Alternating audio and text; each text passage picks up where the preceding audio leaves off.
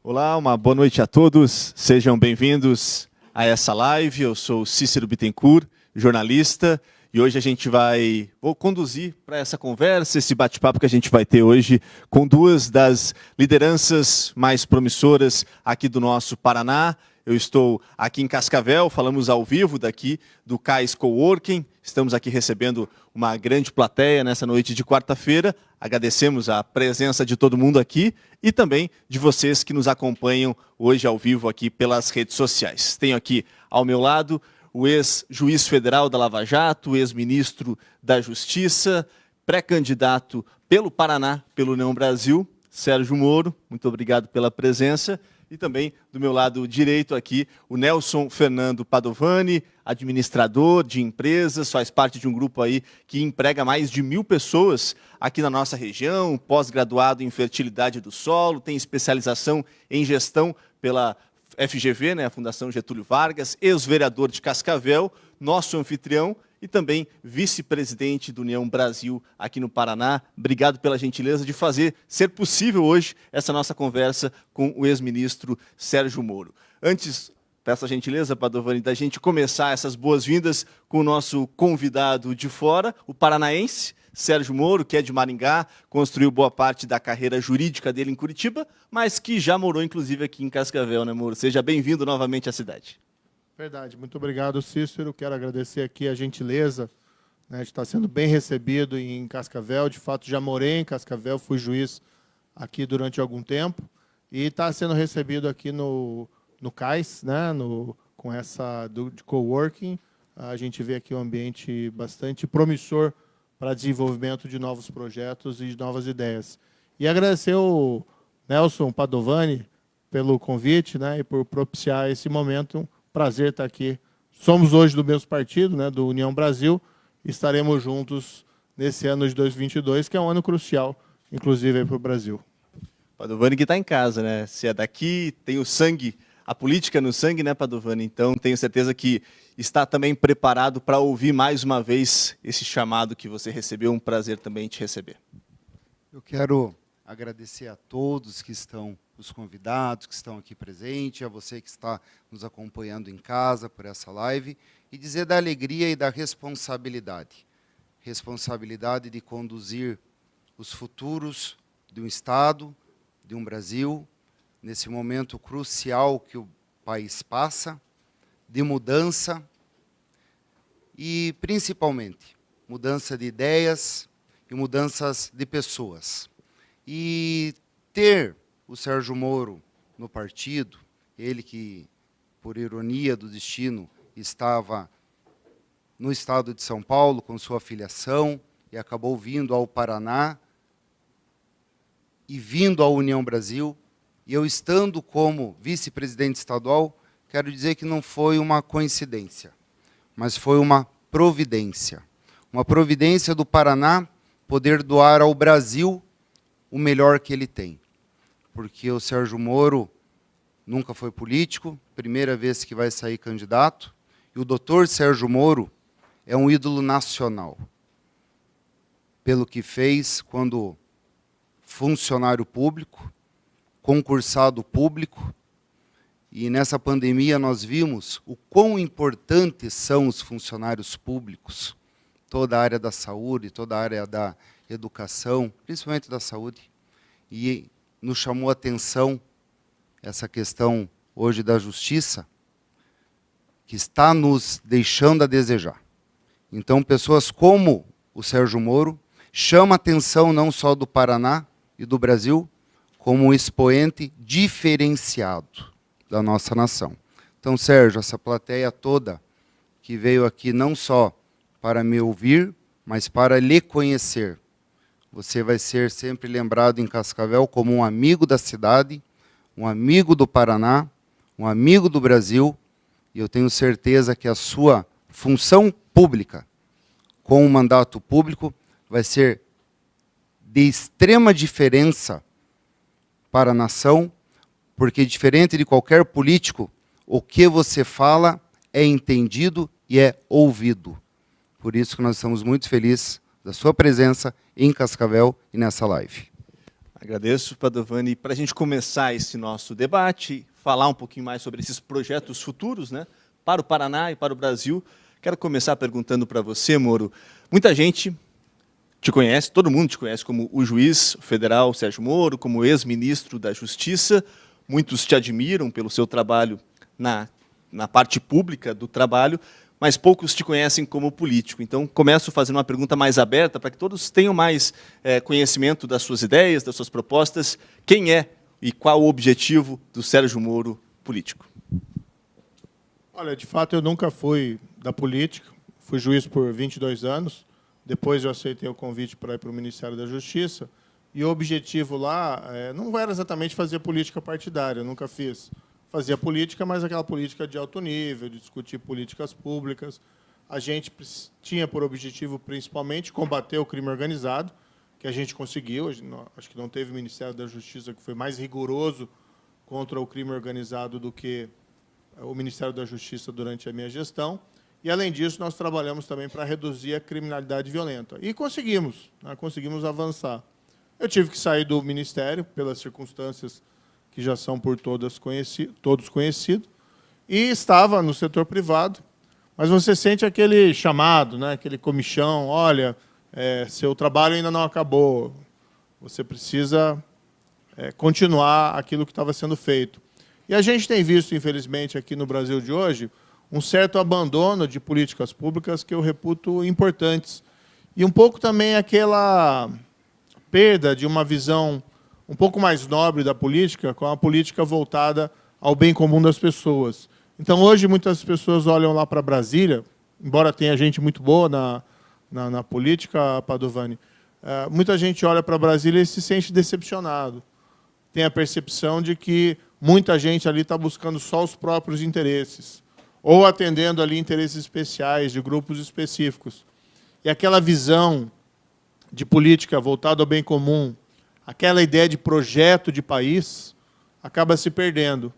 Então, eu acabei decidindo vir para a vida política, me filiei agora, estou afiliado agora no União Brasil, vou apresentar o meu nome para essas eleições aqui de 2022, devo definir o cargo, né, o que vou concorrer nas próximas semanas, aí, claro que anunciarei isso abertamente, mas a ideia principal é retomar essa visão um pouco maior da política. Vamos pensar um projeto de país. A gente sabe, por exemplo, se o destino for o Congresso, senador ou, eventualmente, deputado, que o parlamentar tem um papel sim, relevante de trazer recursos, né, para o seu estado ou para a sua região e você fiscalizar também o que está sendo feito. Tem muita coisa boa que é feita com verbas de emendas parlamentares, embora, infelizmente, também tem casos de desvio. Mas o papel do parlamentar tem que ser maior do que isso. A gente tem que ter uma visão de país. Que país que a gente quer para daqui a 10 anos? Que país que a gente quer para daqui a 20 anos? Para os nossos filhos, para os filhos dos nossos filhos. Então, eu senti essa compulsão de vir, né, à vida política, mas a ideia é jogar, né, no bom sentido, essa alta política e discutir um projeto de país. E acho que isso é fundamental, especialmente nesse ano de 2022, que a gente tem uma eleição tão complicada como a que a gente está vendo, para a presidência da República. Padovani, você é aqui da região oeste, é uma pessoa muito ligada ao nosso setor produtivo, né? E eu acho que esse é um dos temas mais importantes, não sei se o Moro concorda, do nosso país, como fazer para que a nossa produção seja cada vez mais, chegue, né, com cada vez melhores condições, especialmente quando a gente fala de transporte. E quando a gente fala de transporte, a gente fala de ferrovia, de melhorias também na questão portuária. Esse é um assunto que a gente sempre vem conversando, especialmente aqui numa região agro como é a nossa, mas que é de uma difícil solução. Quando a gente conversa e pensa em o que fazer para melhorar a questão das ferrovias e dessa área mais portuária, a gente está, talvez, puxando sardinha para o nosso lado, Padovani, porque a gente vive muito do agronegócio, ou essa é uma pauta importante para o Paraná e para o Brasil como um todo? Não. Hoje, o Brasil, 50% de tudo que arrecada é utilizado para pagar juros e arrolar a dívida. 30% é utilizado para salários e educação, e só 20% da nossa arrecadação de impostos é para saúde, educação e investimentos. 30% para salários e aposentadoria. Então, quando você fala de onde vem esse dinheiro, vem da agricultura. 50% de tudo que se arrecada no Brasil é minério em números básicos. 50% é minério, mas está na mão de 5 multinacionais. Vale do Rio Doce e mais 4. Esse dinheiro até o maquinário que venha de fora. E todo o lucro vai para fora. Os outros 50% vêm da agricultura. E somos 20 milhões de trabalhadores diretos na agricultura. Cada carga de soja que sai da lavoura gera 70 empregos na cidade. Cada real que faz no campo faz R$3 na cidade. Então, defender a agricultura não é defender o fazendeiro. Defender a agricultura é defender a humanidade, e defender a agricultura é defender a nossa indústria sem chaminé. É a verdadeira indústria sem chaminé é a agricultura. Principalmente os estados do Rio Grande do Sul, Santa Catarina, Paraná, São Paulo, Mato Grosso do Sul, Mato Grosso, Rondônia, Maranhão, Pará, fora daquele circuito do Nordeste, é a agricultura. Então, quando você defende o direito de propriedade, quando você defende o direito à propriedade, você não está defendendo o fazendeiro. É isso que as pessoas têm que ter a noção, de que defender a agricultura é defender toda a cadeia produtiva do Brasil. E defender a agricultura baixando os custos de produção, através de portos, de hidrovias, de ferrovias, é dar a condição do agricultor que vende seu produto numa bolsa de Chicago, que o Brasil hoje tem 30 mil quilômetros de ferrovia, os Estados Unidos têm 350 mil quilômetros de ferrovia, e o valor do bucho vendido é igual no mundo inteiro.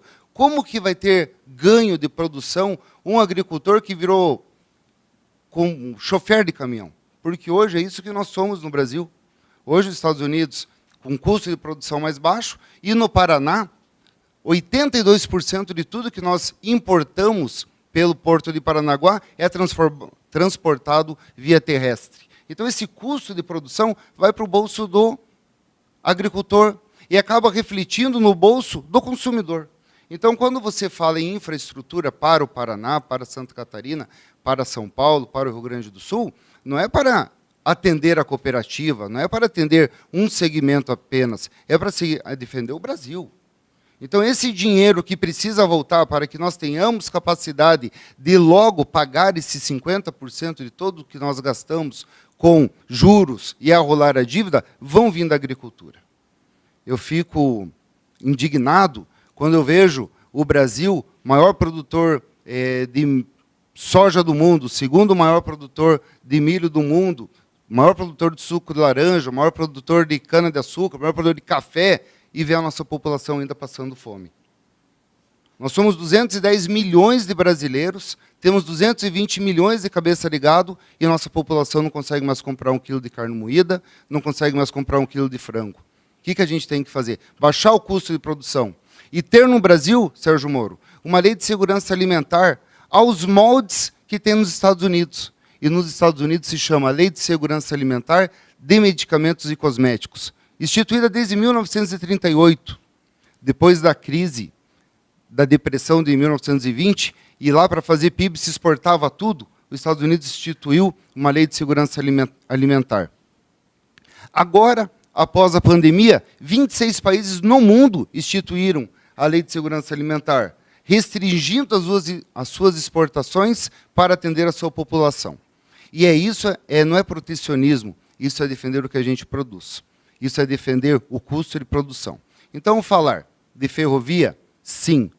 Temos que estender a nossa Ferroeste a Maracaju e a Chapecó, Santa Catarina. Mas mais do que isso, estender a nossa Ferroeste até o Paraná, até o Paraguai, até o Porto de Antofagasta e ter um corredor bioceânico. Este é o grande legado que nós vamos deixar para o Brasil e para o mundo. Por que o Panamá é a Dubai das Américas? Porque o Panamá tem um canal bioceânico.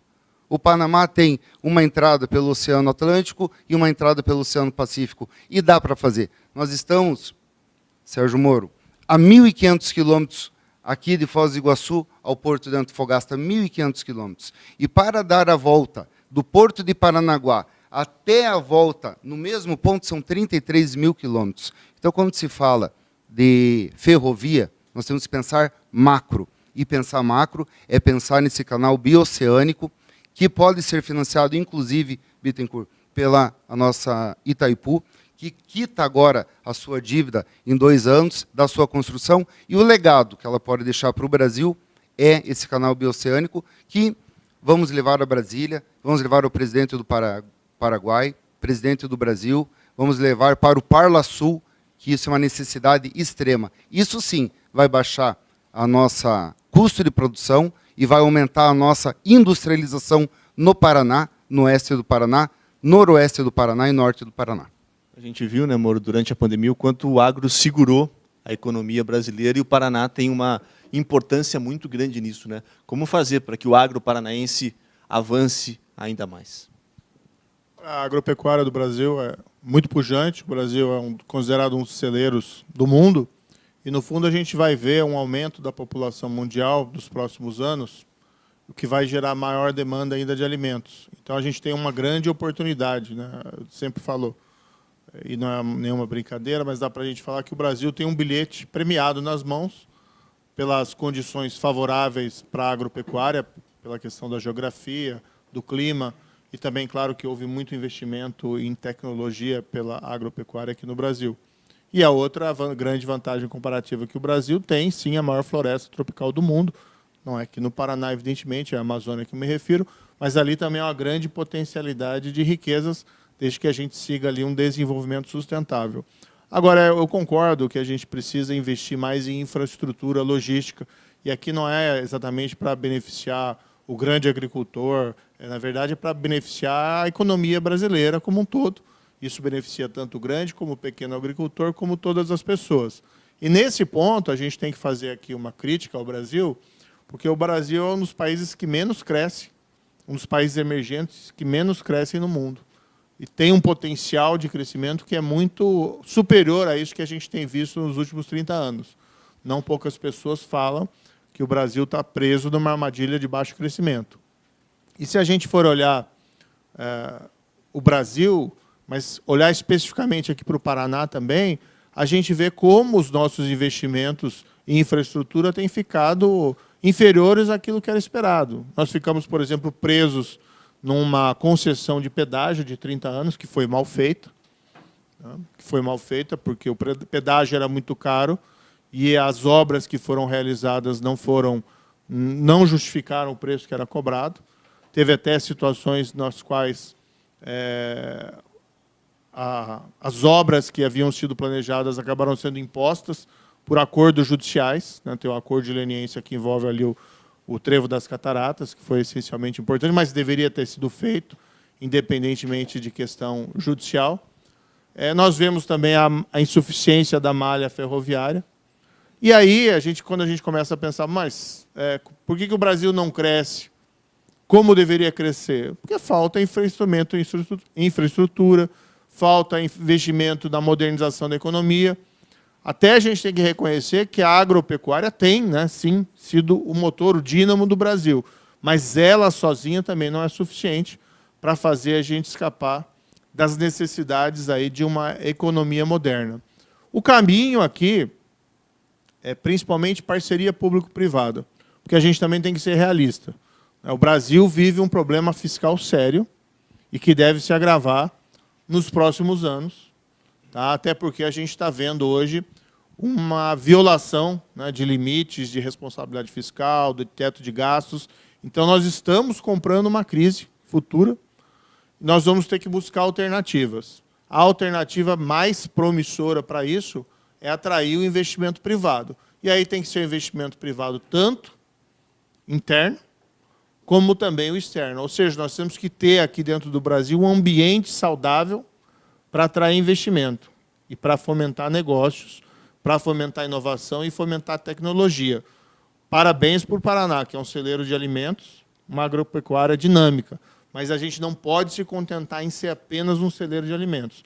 Nós temos que ter, sim, um celeiro de tecnologia e inovação. E, para isso, a gente precisa investir em modernizar a nossa educação, isso é fundamental, e a gente tem que ter um ambiente saudável para os negócios. E temos que parar dessa, como é que se diz, desse acomodar, porque, realmente, se a gente for olhar o quanto a infraestrutura, até mesmo no Paraná, evoluiu nos últimos 10 ou 20 anos, e aqui eu não estou fazendo uma crítica a um governo específico, eu estou fazendo uma crítica ao que a gente está vendo há muito tempo, ela evoluiu muito pouco, a gente tem que ser realista. Esse modelo não vai dar certo e a gente tem que mudar. Queria entrar agora num tema que sempre gera polêmica, que sempre quando a gente coloca na mesa acaba gerando debates acalorados, bem quentes, que é em relação ao marco temporal, que é uma coisa que a gente acaba tendo com alguma frequência discussão aqui na nossa região. Dificilmente esse tema ele é discutido da forma clara e consciente como deveria. Queria te perguntar, Padovani, para a gente começar e depois trazer para o Moro também.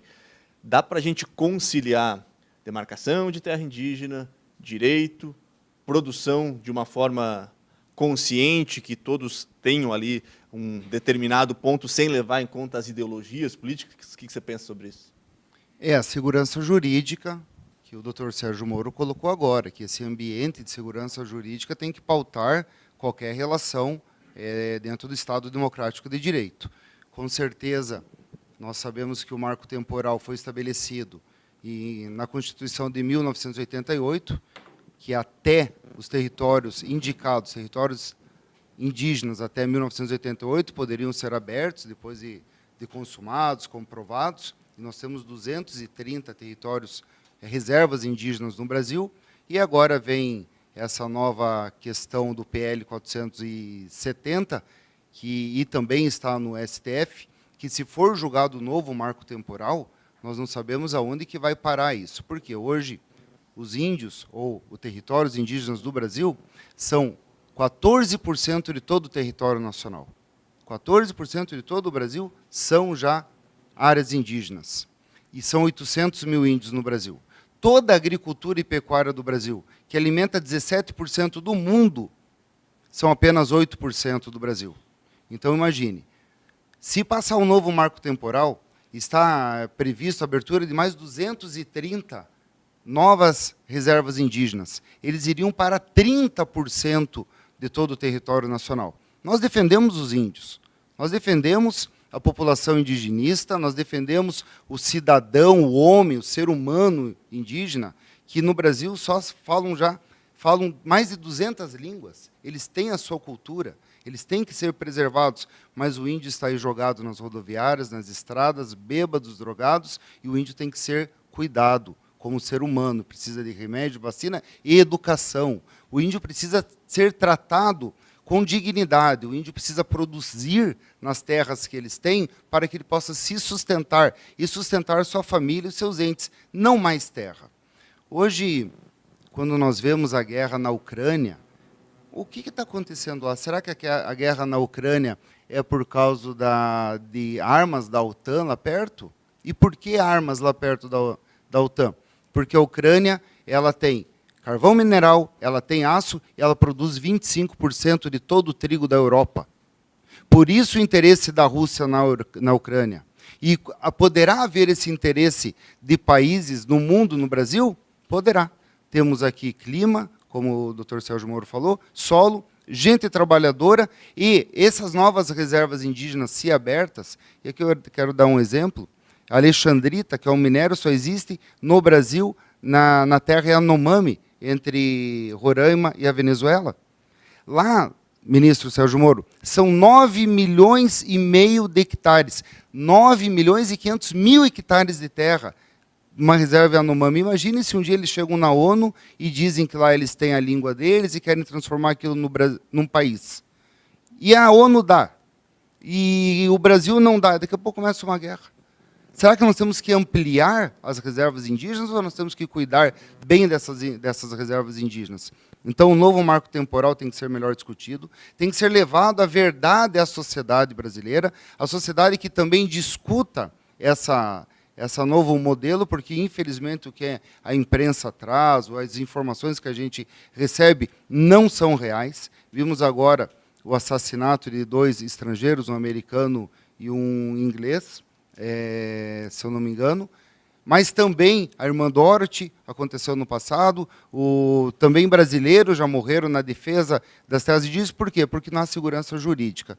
Então, eu acredito que as terras indígenas, que no futuro, se haver novas demarcações, vão fazer falta para alimentar o mundo, pode ser, se mal administradas, um problema. E na nossa região, nós temos a questão de Umuarama, nós temos a questão de Terra Roxa, Palotina, Guaíra e Marechal Cândido Rondon, com terras já demarcadas e plantadas, colonizadas desde 1950, com títulos definitivos emitidos pelo Estado, que hoje estão querendo se transformar em terras indígenas.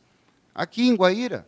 Então, são questões humanamente irracionais, que não podemos deixar isso. E hoje, se você for lá, você vê índios vindos do Paraguai, de outras reservas do Brasil, alimentando aquelas reservas indígenas. Então, acho que tem que ter a segurança jurídica, o marco temporal está estabelecido até 1988, e não deixar ele avançar. E uma legislação que o índio possa arrendar as suas terras, para que ele possa tirar das terras que ele já tem sustento para a sua família e para a sua cultura. Como ministro da Justiça, você teve que lidar com essas questões indígenas, né? Qual que é o seu pensamento, Moro? Olha, primeiro, a gente tem que realmente garantir a segurança jurídica, independentemente da questão indígena. Você é proprietário, você tem uma terra, você tem a sua residência, isso tem que ser preservado.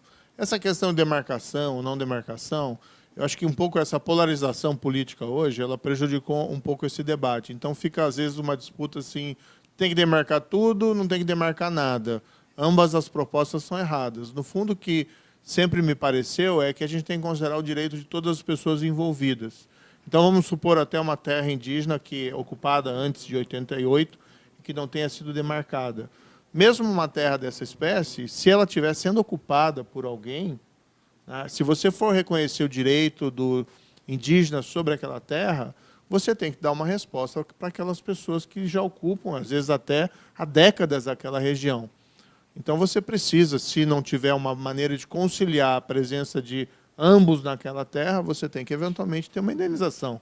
É basicamente isso. O que existe, sim, uma reclamação que a gente vê e atinge tanto... às vezes, a pessoa faz uma oposição falsa, é um grande agricultor. Não, às vezes é um pequeno agricultor, às vezes é uma cidade.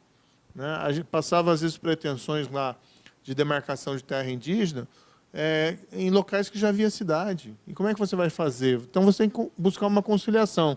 Se não der, então, para demarcar aquele território, tem que se pensar numa forma, eventualmente, até de indenizar o indígena por aquilo. Tá? Agora, o grande ponto é considerar o direito de todas as pessoas envolvidas, seja do indígena, seja do não indígena. Todos eles são brasileiros e todos eles têm o direito, né, de serem tratados aí com respeito e dignidade. Um ponto também que é fundamental, isso é essencialmente importante, nós temos que buscar formas de desenvolvimento sustentável para as áreas já demarcadas, que esse é um problema sério. Em muitos locais que os índios já têm a terra garantida, né, e isso é ótimo, eles têm dificuldades de ter desenvolvimento, por vários aí motivos. E o indígena não pode ser tratado para o resto da vida dele como alguém dependente do Estado. Isso é ruim também para a autoestima dele.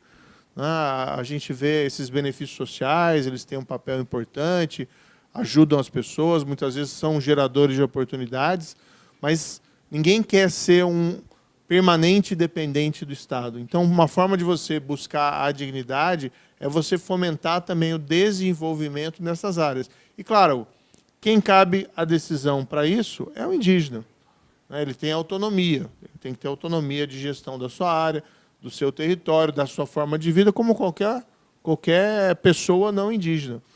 Então, o que nós temos que buscar mais hoje em dia, na minha opinião, são projetos de desenvolvimento para as áreas já demarcadas, do que propriamente agregar novas áreas sem dar condições para eles se desenvolverem. Agora, evidentemente, isso não significa uma política de não demarcar nada. Se for demarcar, se reconhecido o direito, tem que considerar o direito das pessoas que já ocupam o local faz mais tempo. Às vezes por muito tempo e tal. Então, você não pode simplesmente deixar as pessoas desabrigadas ou desalojadas e não dar nenhuma espécie de compensação. O grande problema, no entanto, é isso que eu vejo, é essa polarização política que leva a uma radicalização de argumentos. E, às vezes, até colocando como se o indígena fosse um inimigo do não indígena, quando é o contrário. Afinal de contas, nós somos todos aí brasileiros, né? Ocupamos o mesmo país e todos nós queremos que não só que o país se desenvolva, que o país seja uma terra generosa para todas as pessoas, mas nós queremos a felicidade de cada um dos brasileiros. Então é bom assim tirar um pouquinho esse debate polarizado da discussão da questão indígena, porque só assim a gente consegue resolver os problemas reais das pessoas e levar em consideração cada situação concreta. Porque, às vezes, uma demanda em um determinado local é justa, não significa que a demanda em outro local seja igualmente injusta, e vice-versa. Vamos tratar cada situação com a sua peculiaridade específica. Acho que isso que é o fundamental. E, como foi mencionado, buscar para as áreas já demarcadas formas de desenvolvimento sustentável. Lembrando, e eu acho que, claro, o Brasil tem a soberania para decidir essas questões. Nenhum país pode se imiscuir nas soluções aqui internas. Mas nós temos que ficar também atentos que hoje é um mundo globalizado. Não é? E o que você faz em determinado local repercute globalmente. Eu tive, por exemplo, recentemente na Alemanha, visitando lá, ainda quando eu estava na pré-candidatura presidencial, visitando parlamentares, visitando autoridades e lideranças da sociedade civil, e existe uma percepção ruim sobre o Brasil, muito ruim, não tanto até sobre a questão indígena, mas principalmente sobre a questão da floresta amazônica. Tá? E claro que a gente tem que preservar a Amazônia, não faz sentido a gente buscar a destruição dela, ela é uma grande riqueza. Isso não significa que a gente não tem que buscar formas de desenvolvimento sustentável. Agora, se a gente não coibir o desmatamento ilegal e a queimada ilegal, ninguém defende isso. O garimpo Né? ilegal. E ninguém defende isso, e o garimpo ilegal. Né? Se a gente não defender, não fazer a nossa lição de casa, o grande problema é que quem acaba pagando é o Brasil como um todo. Às vezes, o agricultor aqui do Paraná, seja o pequeno ou o grande, encontrar um mercado fechado lá fora porque o Brasil não está sendo duro, né? Não está sendo conivente em relação à queimada ilegal. Então, a gente também tem que fazer a nossa lição de casa. Se acontecer assassinatos de lideranças, como foi esse caso agora envolvendo um britânico, o Dom Phillips e o Bruno Pereira, que é um indigenista brasileiro, você tem que ter apuração, como qualquer outro crime ocorrido no Brasil, e tem que ter punição severa. Mas, nesses casos emblemáticos, também é importante que você dê uma resposta. Que até foi dado, foi encontrado ali o responsável. Isso é importante ser feito não só por uma questão de justiça, e aqui uma questão interna, mas também para a percepção da imagem do Brasil lá fora. Hoje, por exemplo, o acordo que o Brasil fez, ou melhor, que o Mercosul fez com a União Europeia, que foi um ponto positivo no início desse governo, está parado na Europa. E não vai andar tão cedo, por conta da imagem negativa que o Brasil hoje tem em relação à Europa. É claro, existe ali todo um interesse também protecionista, que se utiliza dessa má percepção pública para barrar a aprovação do tratado. Interessa para nós a abertura de mercado para os nossos produtos agrícolas? Interessa. A gente tem que fazer a nossa lição para não dar aos políticos europeus, né, uma escusa para não aprovar o Tratado Mercosul-União Europeia. Nós temos também, né, que vai um pouco no encontro do que você estava dizendo, que abriu nossos mercados para o Pacífico, que é o caminho hoje, a região do mundo onde nós estamos vendo mais desenvolvimento, que é a área do Pacífico. Por isso também a importância de ter uma via de escoamento, não só aqui para o Oceano Atlântico, mas também para o Oceano Pacífico. Agora, se a gente não voltar a negociar no mercado externo e não mostrar que nós somos, vamos dizer, além de celeiro de alimentos do mundo, somos ambientalmente responsáveis, nós podemos ter problemas. E aí é uma questão não só da realidade, mas também da percepção da nossa imagem. E a gente tem que trabalhar as duas coisas, por mais que muitas vezes a percepção seja injusta em relação à posição do que pensam, o que fazem a maioria dos brasileiros. Mas a gente tem que ter uma postura proativa nisso. Isso é fundamental, de fundamental importância. A gente tem algumas perguntas da plateia também. Vou começar fazendo a pergunta da Etiane Berger. Pede para os dois, para o Padovani e também para o Moro. A gente está aqui numa cidade muito empreendedora, no local de coworking, em que novas empresas, novas ideias são desenvolvidas, e a pergunta vai nesse sentido. Qual é a opinião de vocês sobre o futuro do jovem no empreendedorismo? Começando por você, Padovani, que é um empreendedor aqui de Cascavel. Olha, eu sou um incentivador de novas políticas econômicas, tanto que eu gostaria muito de ter implementado e discutido na campanha de prefeitura em 2020 a questão de transformar Cascavel numa cidade metalmecânica e agroindustrial, não apenas agroindustrial, porque hoje o salário de frango é um salário de muita rotatividade. O salário de frigorífico é um salário de emprego que não qualifica. Nós temos hoje em Cascavel uma indústria, como exemplo, de carroceria, montagem de carroceria de ônibus, e só que o elo produtivo dela nós não aproveitamos. Nós não injetamos a espuma, não fazemos a costura, nós não fazemos os tapetes, não fazemos o para-choque dos ônibus, não fazemos o volante, não fazemos as rodas. Nós temos 2 indústrias de silo em Cascavel, só dobramos a chapa, não fazemos nem os parafusos. Então, acho que tem muito a crescer na indústria metalmecânica, e eu trago isso dentro de mim, Cícero, porque quando criança, o meu avô já tinha uma fundição, a fundição da Carelli, aqui em Cascavel, e eu vi a transformação do ferro velho em mancais, em discos, em peças agrícolas. E isso se acabou. Acabou tantas empresas que foram embora de Cascavel com a metalmecânica e acabou ficando o da agroindústria. Então, gerar oportunidade para os jovens que estão com dificuldade, principalmente dos 18 aos 30 anos, de ter emprego com qualidade, é diversificar a nossa economia. Meu pai fez isso quando trouxe para Cascavel o Instituto Tecnológico Federal para treinar mão de obra, treinar pessoas. Precisamos de regularizações fundiárias, novos distritos industriais, incentivos estaduais, logística e uma conjuntura favorável para a transformação. Fico muito feliz quando eu vejo Toledo a um passo da biotecnologia. O salário de um técnico de automação eletrônica em Toledo é R$5.000. O mesmo emprego em Cascavel é 3. Então, eu vejo hoje a fábrica da Volvo de motores se instalou em Toledo, fico feliz com isso. E veja que a metalmecânica só ali já vai ser gerida. Daqui a pouco vão fazer virabrequins, vão fazer metal leve, vão fazer bronzinas, bielas. Então, a metalmecânica é a solução aqui para a nossa região, ao exemplo que nós temos Caxias do Sul, que nós temos Campinas, nós temos Joinville, cidades polo, como Cascavel é uma cidade polo. Então, a transformação da nossa economia, não só através de indústrias do agronegócio, mas da metalmecânica, eu vejo que é o grande pulo do gato para a industrialização na nossa região. Como fazer o jovem empreendedor paranaense ter mais oportunidades? Aquilo que eu disse, a gente tem que gerar um ambiente de negócios, um ambiente propício para os negócios. E aí a gente tem que fazer muita coisa aqui no Brasil. Primeiro, a gente tem uma carga tributária irracional no Brasil, não de empreendedorismo, mas também de emprego. A gente tem uma carga tributária pesada sobre a folha de salários, que acaba até mesmo impactando também essas novas oportunidades do mercado de trabalho. Nós temos, e aqui diz respeito um pouquinho ao que eu trabalhei no passado, nós temos ainda um ambiente, infelizmente, que favorece a prática de corrupção. Isso acaba impactando no mundo dos negócios.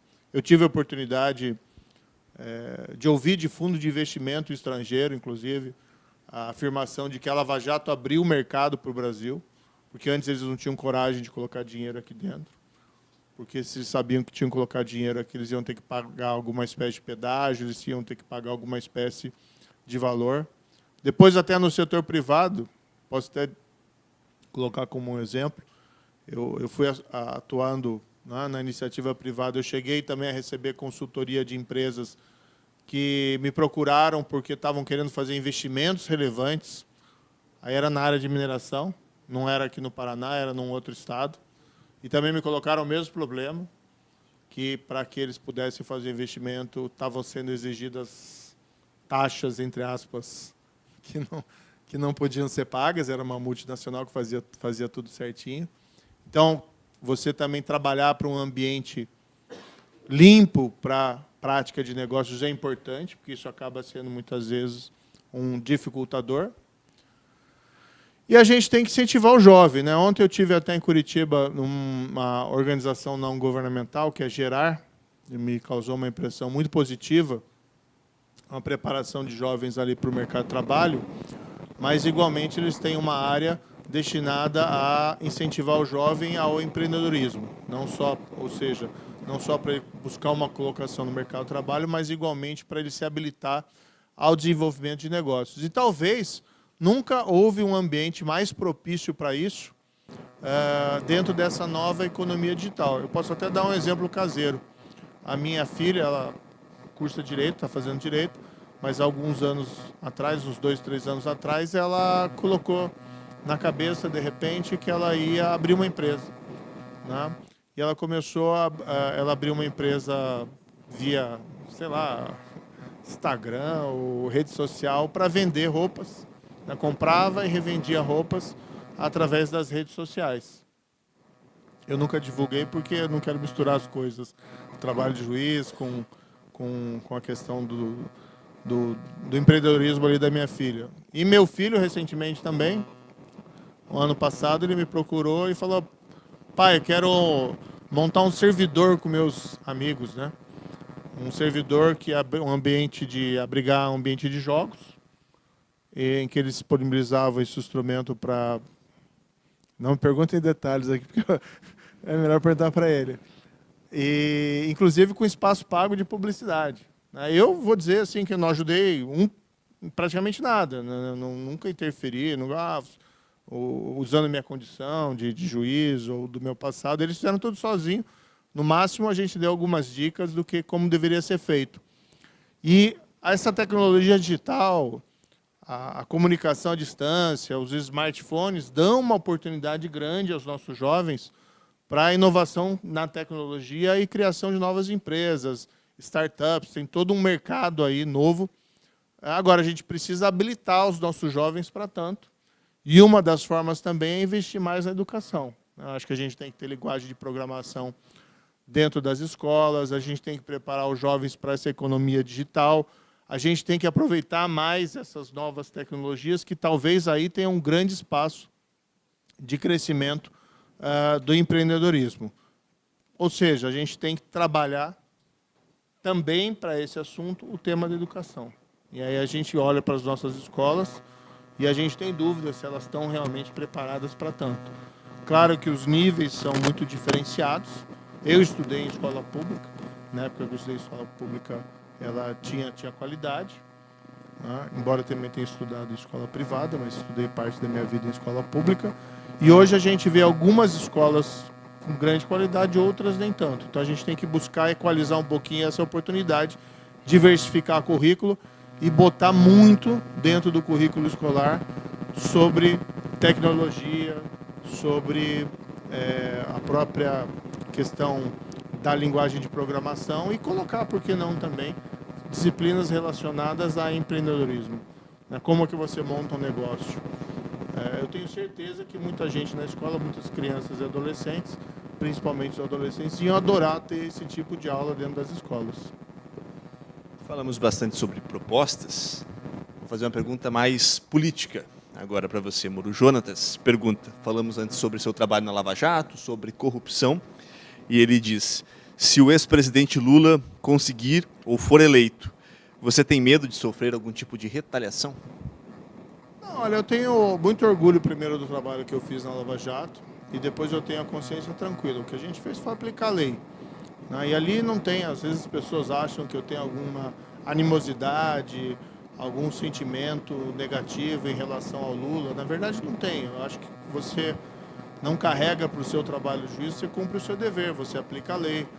Eu tive processos envolvendo não só crime de corrupção, mas tive também processos envolvendo grandes traficantes de drogas. Tive processo contra o Fernandinho Beiramar, tive a oportunidade de interrogar o Fernandinho Beiramar. Dessa vez não foi transmitida pela televisão, como no caso do Lula. Mas você aplica a lei, simplesmente você verifica o que a pessoa fez, as provas, e você aplica a lei. Então não tem nenhuma animosidade ali pessoal em relação a ele. Eu espero, para ser bastante sincero, que o Lula não seja eleito. Acho que seria uma tragédia para o país em vários aspectos. Acho que no aspecto moral isso geraria uma série de questionamentos, mandaria uma mensagem errada para a população. E do ponto de vista econômico, também, considerando as ideias ultrapassadas, com todo o respeito do ex-presidente e também do PT, acho que nós patinaríamos como país, sem falar num risco de nós termos ainda, podemos até retroceder em termos de economia.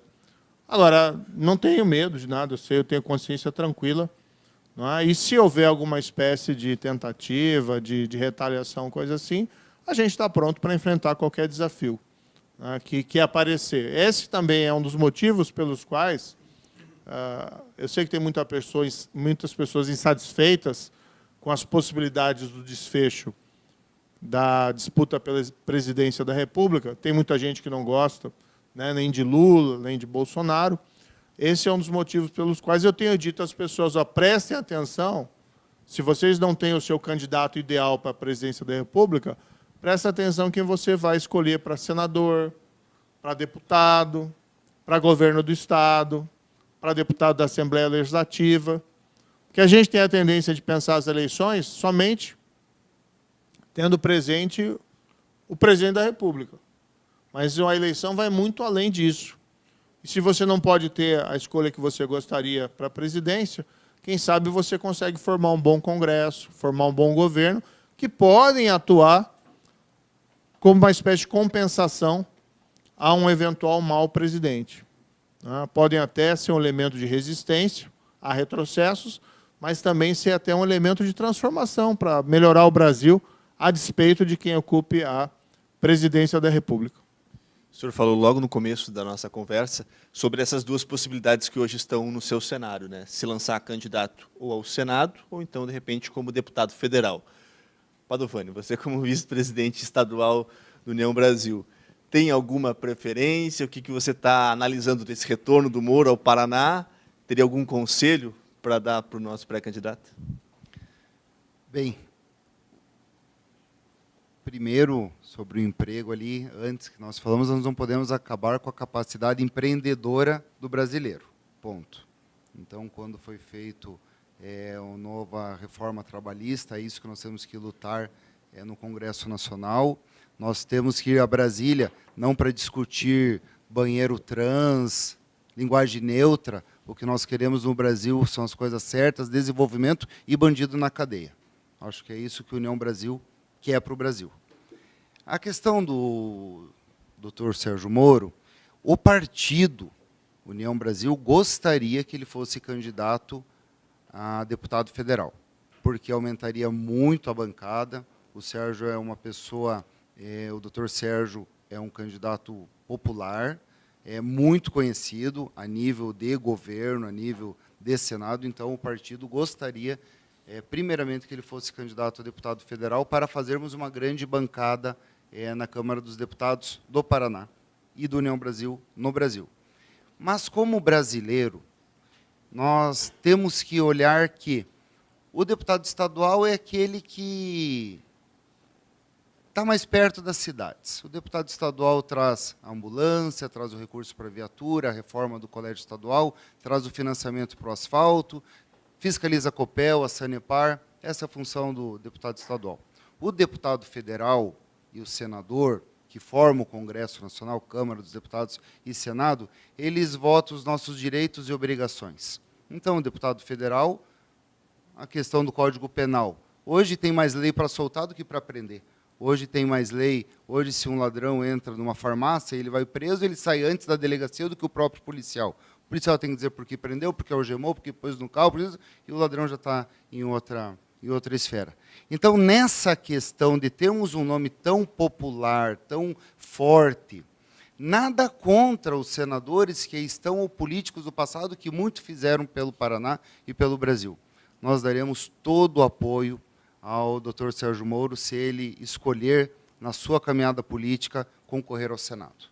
Nós vamos dar todo o apoio, toda a guarida a ele, porque temos certeza que ele irá honrar o Paraná e o Brasil, e nós, paranaenses, vamos fazer aquilo que qualquer um dos estados do Brasil queria fazer, que seria votar no Dr. Sérgio Moro. O que você vai levar em consideração na hora de se definir, Moro? Na verdade, definida a minha permanência no Paraná, eu assumi o compromisso de circular pelo estado do Paraná, conversar com as pessoas, ouvir antes de tomar essa decisão. Devo definir isso em breve. tá? Mais uma semana ou 2 semanas, a gente deve ter já uma posição. E nós temos que considerar como que você poderia contribuir melhor para o país. E o ponto, acho que é fundamental, é que, indo ao Senado, teve até uma pesquisa recente, que foi publicada na segunda passada, do Instituto Big Data, que é um instituto que tem bastante credibilidade, que me coloca na frente, na corrida para o Senado no Paraná. Fiquei bastante contente ali. Isso gera uma tentação, mas pode ser, né, que a gente faça alguma outra opção. Essa definição vai vir em breve. Agora, o ponto importante é você se manter fiel àquilo que você sempre defendeu. Então, quando eu falo assim, olha, eu vou defender sempre o combate à corrupção. Todo político fala isso, né? Eu lembro que meu primeiro voto foi lá em 1990, que foi aquela eleição presidencial, né, que no final no segundo turno ficou até o Collor e o Lula. E o Collor defendia que era o combate à corrupção. E o Lula também, entendeu? E depois um foi empichado e o outro foi condenado. Depois o Collor até voltou à vida pública como senador e foi investigado na Lava Jato. Então, o que é importante? Quando você defende, quando eu falo, olha, eu vou continuar combatendo a corrupção, eu acho que eu tenho credibilidade para falar isso. Pelo meu passado, que a gente já combateu, a gente já fez isso.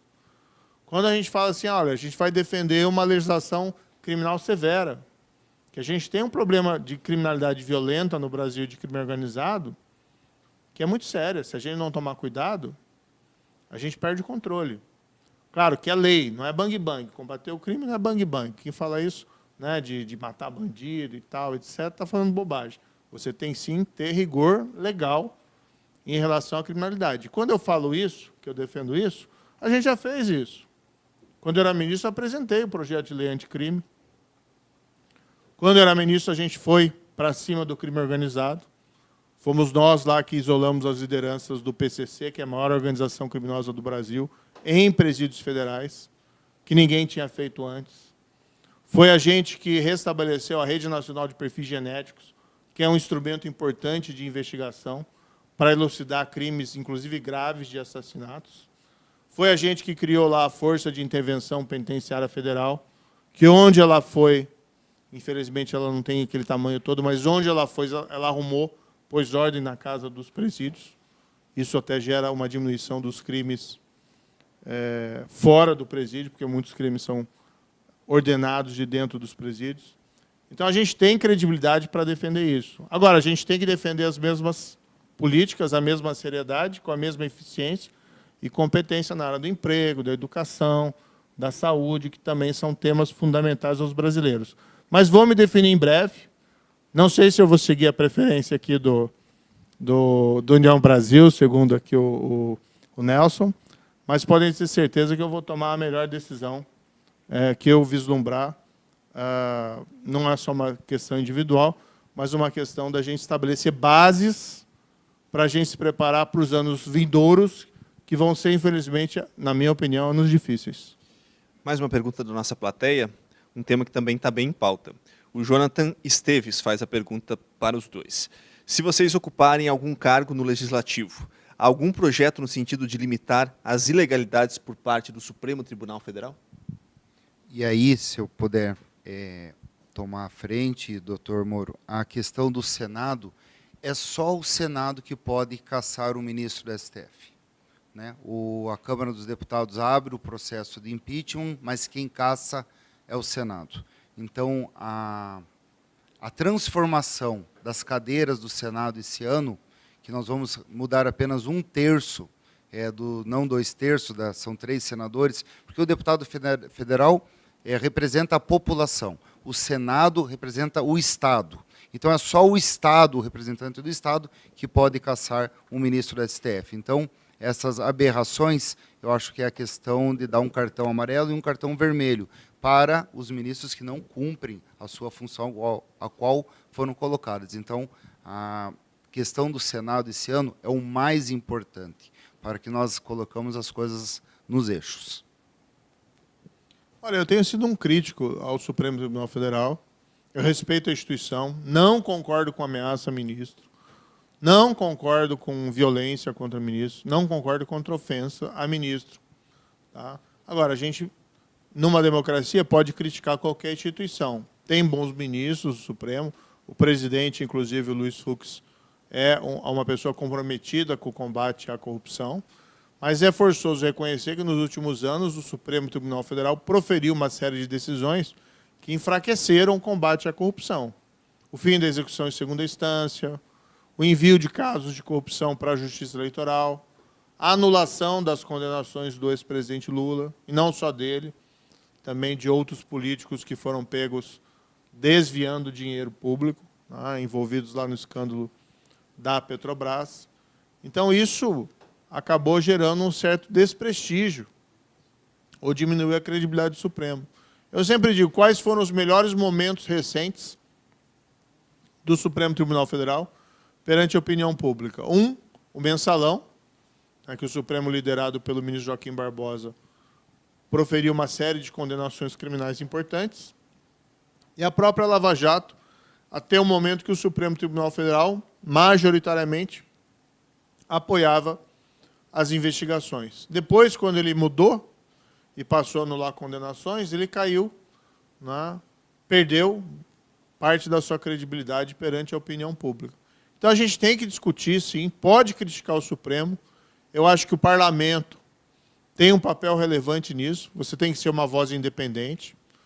Se você é um parlamentar, seja deputado ou seja senador, e você se acovarda, né, se você não fala a verdade do que você pensa, seja sobre o Supremo, seja sobre o Poder Executivo, se você se vende, né, por, sei lá, orçamento secreto, coisa parecida que tem por aí, você não está cumprindo o seu papel de representar a população, seja lá o deputado, diretamente o povo, ou seja o senador, diretamente o Estado. Então, você tem que ser uma voz crítica, você tem imunidade parlamentar, inclusive, em relação a isso. Agora, o que pode ser feito são discussões de reformas, né, de mudança do Supremo Tribunal Federal. Eu, por exemplo, sempre fui um crítico ao foro privilegiado.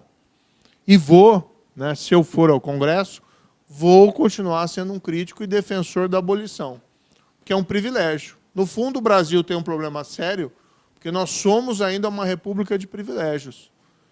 Não só jurídicos, mas privilégios que muitas vezes se refletem numa profunda desigualdade social. Por que o político tem que ser tratado como alguém superior ao cidadão comum? Por que o político tem que responder a acusações ou investigações criminais diretamente perante o Supremo Tribunal Federal e não perante a justiça comum como qualquer outro cidadão? Esse é um ponto que a gente precisa mudar, até porque, e aqui vem um ponto relacionado à reforma do Supremo, acaba gerando uma relação não muito saudável entre o Supremo e principalmente o Senado, esse foro privilegiado. Porque o Senado, que tem a responsabilidade de aprovar ou rejeitar as indicações feitas pelo presidente, muitos senadores respondem processos do Supremo. E ficam receosos de que, caso exerçam bem o seu trabalho, a sua função, possam depois ser retaliados, né, por um ministro que, eventualmente, eles votarem contra, mas que seja aprovado ali pela maioria. Então, o que é melhor fazer? Acabar com o foro privilegiado, acaba com essa relação que não é muito saudável, e é um primeiro passo para a gente começar a reformar o Supremo Tribunal Federal e também eliminar privilégios da classe política. Então, a gente tem que pensar a questão dos poderes, a questão do próprio Supremo Tribunal Federal, com uma visão um pouquinho mais ampla do que a gente pode fazer para que o Supremo, né, tenha uma atuação não disfuncional e não profira, por exemplo, não tenha, por exemplo, essa relação não muito saudável entre o Parlamento e o Supremo Tribunal Federal. Para dar um exemplo aqui, o Senado nunca rejeitou uma indicação do Supremo Tribunal Federal. Para não dizer nunca, teve um caso de um ministro que foi indicado pelo Floriano Peixoto, então a gente está falando aqui do começo do século XX, que era Barata Ribeiro, e que foi rejeitado porque ele era médico. E aí foi, na verdade, o Floriano Peixoto que também estava indisposto com o Supremo Tribunal Federal, que quis ali fazer uma maldade, em vez de indicar alguém formado em Direito, indicou alguém formado em Medicina. E aí foi demais para o Senado. Mas é o único caso na história do país. E isso significa que tem alguma coisa errada. O Senado não está conseguindo exercer a sua função de submeter as indicações presidenciais a um crivo, como é natural, que é o papel do Senado. Mais uma pergunta do Alex. Considerando o cenário polarizado na disputa presidencial, existe uma melhor opção? Enquanto figuras públicas de respeito, o que vocês indicam aos eleitores brasileiros? Quem quer começar? Eu indico, primeira questão, ver quem vai conseguir lidar com a questão da fome no Brasil. Hoje, dos 26 estados do Brasil, mais 27 com o Distrito Federal, nós temos 16 estados no Brasil com 50% da população ganhando menos de um salário mínimo. Hoje nós somos 40 milhões de desempregados. Mas os números são 15. Sim, 15, mas nós temos aí mais de 20 milhões vivendo de bico, sem carteira assinada. Pedreiros, carpinteiros, catadores de reciclado, pessoas que vivem da informalidade. Então, eu vejo que a fome é a face mais cruel da miséria. A pessoa que tiver um plano de nação, que for brasileiro, que entender que o Brasil, se for bem administrado em uma geração, o país vai ser um país rico, e um país rico, uma geração são 30 anos. Quem tiver esse plano de que em uma geração o país vai ser um país rico, e o Brasil rico não é um país que todos vão ser ricos, mas vai ser um país com justiça social, uma aposentadoria decente, vai ter saúde, educação de qualidade para as pessoas. Essa é a pessoa que merece o voto. Aquele que vier com apenas discursos e que vai solucionar agora o problema, a gente não pode confiar. E erradicar a fome no Brasil. Eu volto a dizer o que eu falei no começo, uma lei de segurança alimentar, doutor Sérgio Moro, ela é fundamental no Brasil. Não é, eu vou falar em números rasos, o que seria essa lei de segurança alimentar. Se hoje o Brasil, vamos dizer que produz 4 milhões de toneladas de frango e consome 2, nós só podemos exportar 2. O problema do Brasil é que nós produzimos 4 milhões de toneladas de frango, consumimos 2 e exportamos 3. Aí a nossa população não tem acesso a proteína animal barata, ou arroz, ou ao feijão, porque ela é toda exportada e o mundo tem dinheiro. Então agora é hora de nós sermos brasileiros e matar a fome do brasileiro. Quem tiver nessa linha, eu acho que é o melhor voto que nós temos que fazer nessa eleição, que é um divisor de água. Depois da Constituição de 88, da redemocratização, que aqueles políticos que fizeram essas emendas parlamentares ficaram esses 30 anos, agora vai vir os novos políticos do Brasil. Aqueles políticos que estavam com 50 anos, 60, 40, chegou o tempo deles, estão indo embora. Agora é hora da população ver quem que é essa juventude, quem que são os políticos que querem um país moderno, que querem um país para frente, que querem um país competitivo e ser não o povo brasileiro, mas ser a nação brasileira. Acho que é para isso que nós temos que votar, como disse o doutor Sérgio Moro, não só pensando no para presidente da República, mas pensando no Senado e para deputado federal. Olha, o União Brasil, ele tem um candidato à presidência da República, que é o Luciano Bivar. Vai ter aí o período da campanha para explanar os projetos. E acho que o nosso telespectador aqui, quem está nos acompanhando, tem que analisar bem as propostas de cada um dos candidatos. E essa é a eleição mais peculiar de todas, porque os dois candidatos dos extremos polarizados, a gente não tem visto propostas. Um deles até falou que política econômica deve ser discutida depois das eleições, que é um disparate, né? Ou seja, que é um cheque em branco. E o eleitor tem que tomar cuidado com as falsas promessas. Tem que ter presente assim, não tem cheque em branco para resolver os problemas do país. Não adianta prometer que vai cair picanha do céu, que não vai. O que a gente tem, sim, o que resolve os problemas do Brasil: planejamento, dedicação e esforço. Foi que a gente estava lá no Ministério da Justiça. Vou dar um exemplo aqui. O pessoal critica muito o controle das nossas fronteiras. A gente implementou o programa Vigia, que não resolveu o problema, que as fronteiras são muito amplas. Mas onde a gente implementou o programa Vigia, melhorou. A gente descobriu a fórmula mágica, ou tirou um coelho da cartola, não. O que a gente deu? Equipamento para batalhões de policiais da fronteira. Tinha batalhões de policiais da fronteira em área de rio que não tinha barco, que não tinha rádio, que não tinha óculos de visão noturna. Então a gente deu os equipamentos, deu treinamento, deu capacitação e deu gratificação por horas trabalhadas no programa.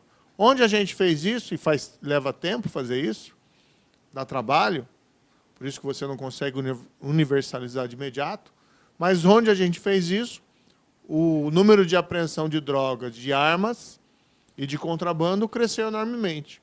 Então, você não consegue resolver tudo de uma vez? Não.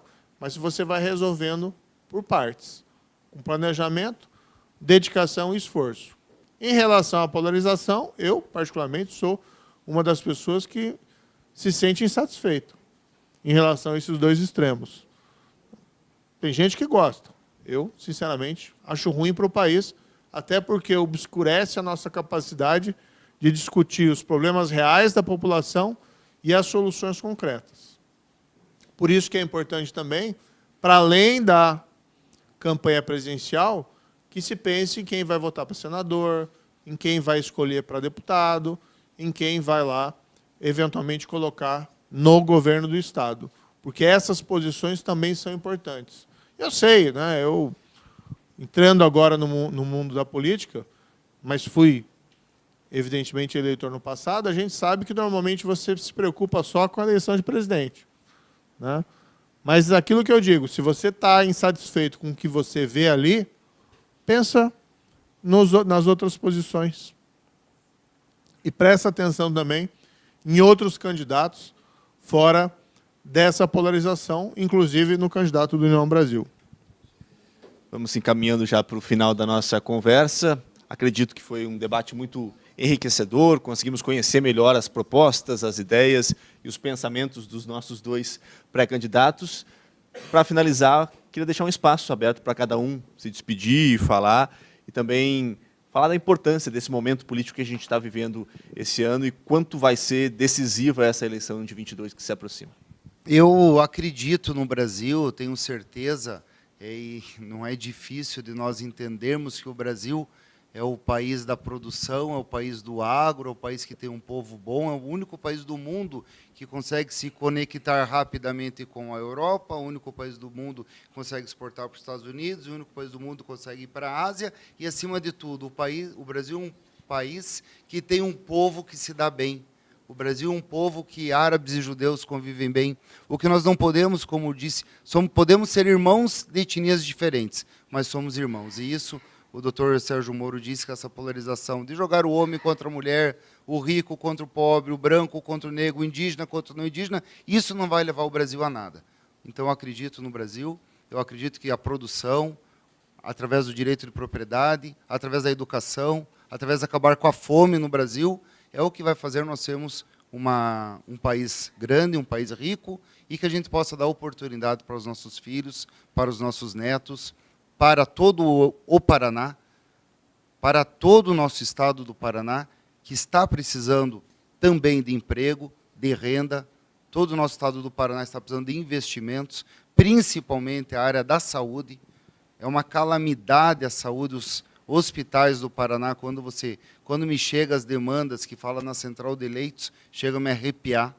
Muitas cirurgias paradas, então nós temos muito a fazer pelo nosso estado do Paraná, pelo Brasil e pelo mundo, que o Brasil é o celeiro do mundo. Quero agradecer, muito obrigado, Cícero, a todos que estão aqui nos acompanhando e de ter essa oportunidade de estar dividindo essa bancada com uma pessoa que eu tenho tanta admiração, que é o Dr. Sérgio Moro. Eu queria só agradecer mais uma vez a oportunidade de falar aqui em Cascavel, né? Para mim, como eu disse, é um grande prazer voltar aqui ao Oeste Paranaense. Eu tenho, na verdade, uma conexão com vários pontos do estado, né? Eu nasci em Maringá, mas meus pais são de Ponta Grossa, morei em Cascavel e hoje resido lá em Curitiba. Então, pelo menos tem um triângulo aqui, né? É claro que a gente precisa visitar todas as demais regiões, o Norte Velho, lá o Sudoeste, o Norte, o Noroeste lá do Paraná, ou seja... Para mim, cada viagem conta, e essa viagem aqui para Cascavel foi um momento de rever pessoas conhecidas e rever lugares que eu convivi na época que morei aqui. Então, para mim, é um grande prazer. Vou estar de novo em outras oportunidades aqui e cumprimentar mais uma vez o Cícero e o Nelsinho Padovani. Né? Fico feliz a gente estar compartilhando aí o mesmo partido e os mesmos desafios esse ano. Porque a questão da política também é isso. A política é uma atuação coletiva, né? Ninguém faz política numa ilha. O Robson Crusoe, por exemplo, lá não tinha partido político. Então, você tem que construir a partir de uma base, de uma coletividade, para você defender ali as suas ideias e os seus projetos. E eu espero que a gente possa ter essa oportunidade no futuro, seja qual for a posição que nós, eventualmente, busquemos. Há muito a fazer e há muitas demandas da sociedade que precisam ser atendidas, entre elas, como você bem mencionou, a questão aí da área da saúde. Tá? Mas a gente não constrói um grande país, e acho que isso é importante, para retomar algumas das nossas bandeiras, você não constrói um grande país sem integridade, seja no mundo dos negócios, ou seja no mundo da política, seja na administração pública. Isso você sabe pelas suas experiências específicas, suas experiências pessoais. Se você não tiver integridade lá na tua casa, na tua família, junto com tua esposa, com teus filhos, se você não tem integridade na sua empresa, que você trabalha, ou que você eventualmente ali chefia, você sabe que você não vai a lugar nenhum. Se você sabe disso, tenha presente que a mesmo é válido em relação ao seu país e mesmo em relação ao seu governo. Não tem como dar certo se você basear um governo em desonestidade e em patifaria. Por isso, tudo isso que a gente precisa construir, melhoria da educação, melhoria da saúde, retomar o crescimento econômico e o emprego, só se faz se você tiver um compromisso com a integridade. E isso que a gente está precisando na política. Então, muito obrigado mais uma vez. A gente que agradece e reforça também o convite para que todos busquem informação, busquem conhecimento, porque acho que esse é o maior bem para a gente ter um voto consciente. Então, para saber mais propostas, saber a plataforma de cada um dos candidatos, é só entrar nas redes sociais do Sérgio Moro, do Nelson Fernando Padovani, que com certeza daqui para frente vocês vão encontrar muito conteúdo e muito diálogo, porque é isso que vai levar o país para frente. Então, obrigado para você que nos acompanhou nas nossas redes sociais e também para todos presentes por aqui. Obrigado.